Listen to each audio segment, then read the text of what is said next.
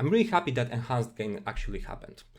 A lot of people say it failed. Not in my opinion. In my opinion, it did something really good because it showed us a lot of truth about the sport, and maybe it can help to destroy our bubble of belief that we have about condition of today's sport.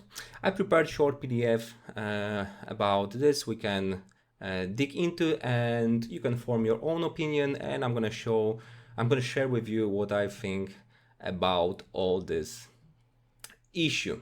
So for those who don't know what the enhancement game was, so actually that was like Olympics on gear. So they allowed professional athletes to compete under the surveillance of the doctors to compete to use performance enhancement drug. We have some categories, as you see. Also, I add the small legend, so we can see, like, for example, official former world holder. So for example, Thor Bjornsson is R, which means that he is holding or was holding world record. And as you see, there is few of them, so it's not random people. Here we have another one. Okay, O stands for Olympic participant, which obviously also shows us the level of the athlete. World or continental champion for M, as you see, and national champion. And C are guys that were natty. I mean, they claim that were natty, they were not under the enhancing protocol.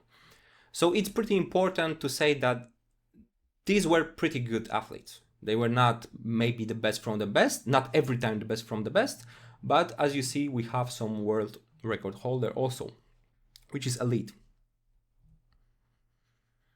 Okay, so we have protocols.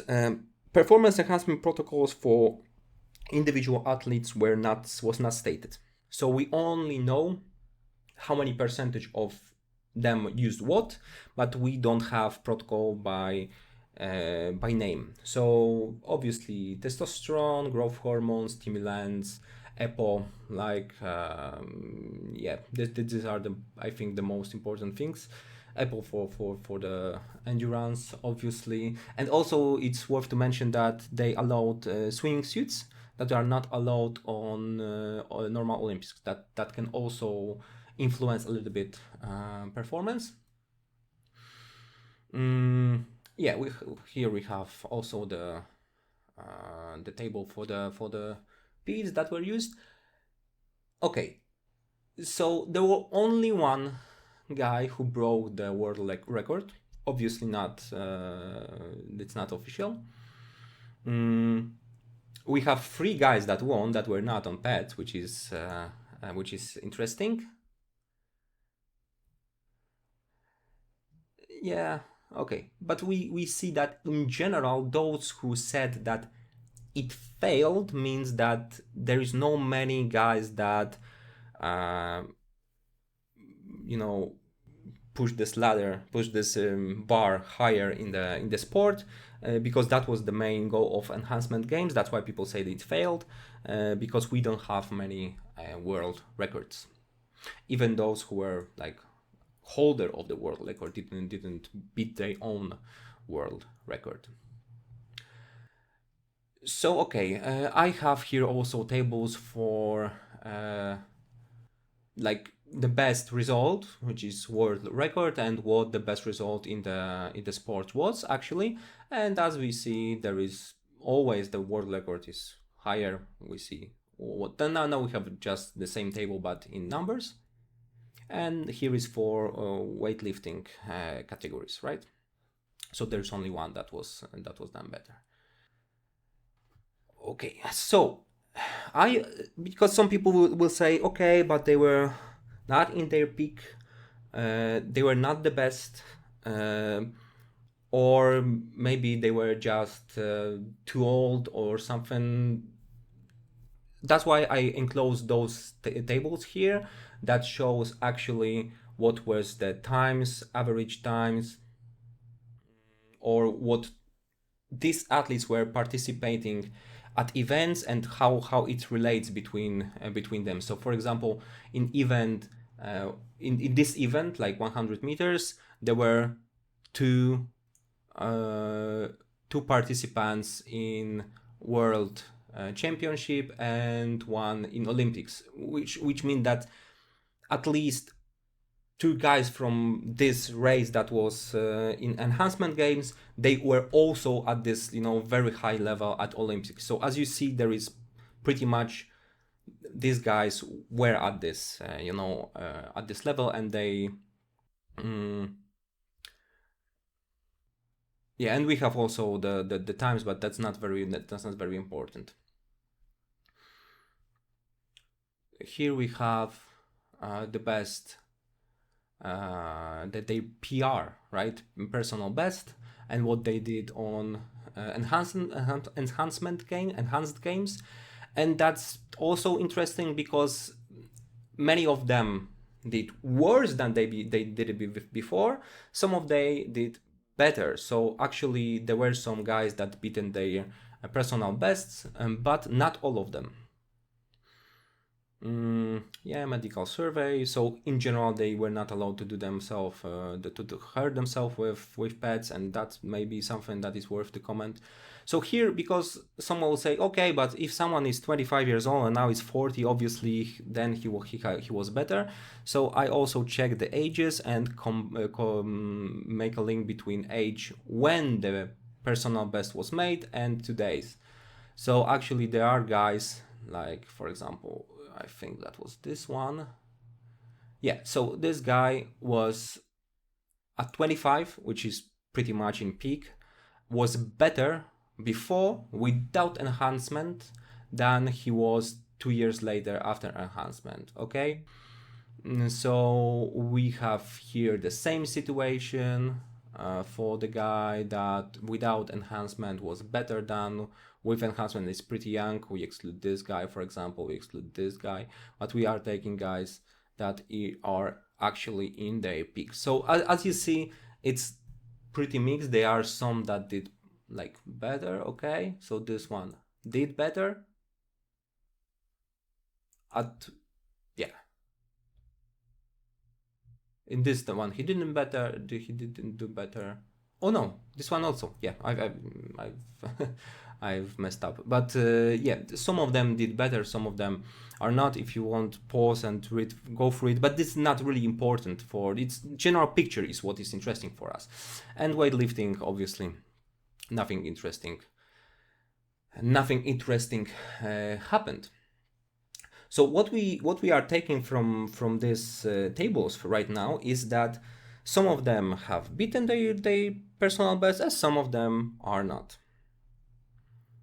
And we can sum it up because we passed through all the tables that were a bit boring, I think. I hope not. But in general, you can see that we can make conclusion that enhancing doesn't work. And even those guys that were enhanced, even if enhancing works, those guys were not able to beat those natural champions, those heroes that are clean, and it saves our faith in in today's sports. So I collected studies that actually proves that performance enhancement works. And I'm not gonna go through all of this. I'm gonna just mention two, because one is saying that actually it didn't do much, but just to be fair with this video, because I found this study, I didn't want to take it off because it doesn't fit my idea. But the problem is that I found meta-analysis that is showing contrary, that the study was just the sample was too small and didn't show result because was not very good, even though I read that, so I found that, so I put it in my PDF. So this is the one that is that was worth to mention, even though, as I said, meta-analysis said that there is correlation between fat-free mass and human growth hormone, and I'm going to discuss this one because that's one of my favorite studies. Actually, there were 4 groups, and I have this on the second screen. There were 4 groups: testosterone and lifting, testosterone only, lifting only, placebo. Okay, so obviously the testosterone and lifting was the best. In terms of fat-free mass building, testosterone and laying on the couch was better than lifting, and placebo was at the end. The strength was a little bit better, but a little bit different. Obviously, we have here like massive gains for the testosterone and training. So 38 kilos plus to squat, 22 kilos plus bench in 10 weeks. And for the testosterone only, we have 16 kilos for squat and 9 kilos for bench. And for lifting only, we have 22 kilos for squat and 13 kilo for bench. So in general, natural lifters get stronger faster than the only testosterone group, but the testosterone group built 3.2 kg of muscle mass, and the natural lifters 2.8. And why natural lifters get stronger? Because here hypertrophy was quite similar, but obviously those guys who were laying on the couch and just blasting testosterone, they didn't stimulate the nervous system, and strength is also the capacity of nervous system. That's why they didn't, even apart from hypertrophy of the muscle, the strength gain from hypertrophy of the muscles were probably the similar, but those natural lifters get this extra from a nervous system adaptation.